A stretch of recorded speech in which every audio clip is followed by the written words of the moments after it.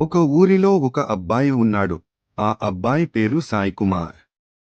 తను గత 2 ఏళ్లుగా ఒక అమ్మాయిని ప్రేమిస్తూ ఉన్నాడు. ఆ అమ్మాయితో మాట్లాడాలంటే భయపడేవారు. ఒకరోజు ఆ ఊరిలో ఒక కాఫీ కేఫ్లో అమ్మాయిని కలిసి మాట్లాడుదాం అని విండో పక్కన కూర్చుని ఉన్నాడు. అంతలో అమ్మాయి వచ్చింది. కాని తను మాట్లాడే సాహసం చేయలేదు. తను అక్కడ నుంచి తన ఇంటికి వెళ్ళిపోయాడు. ఒక చీకటి గదిలో కూర్చుని ఆ అమ్మాయికి మెసేజెస్ ద్వారా తన ప్రేమ విషయం చెప్పుదాం అని అనుకుంటాడు. కాని చెప్పలేక తనలో తానే బాధపడేవారు. ఒకరోజు వర్షంలో సాయికుమార్ గొడుగు వేసుకుని వెళ్తుండగా ఆ అమ్మాయి కనిపించింది.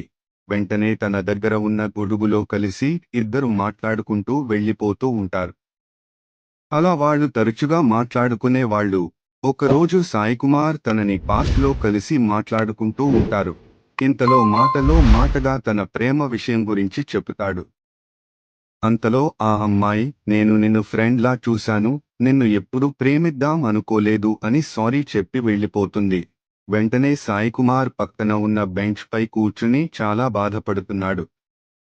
అలా బాధపడుతూ వెళ్తూ ఒక మార్కెట్లోకి వెళ్తాడు. అక్కడ ఉన్న అందరినీ చూసి ఇలా అనుకున్నాడు.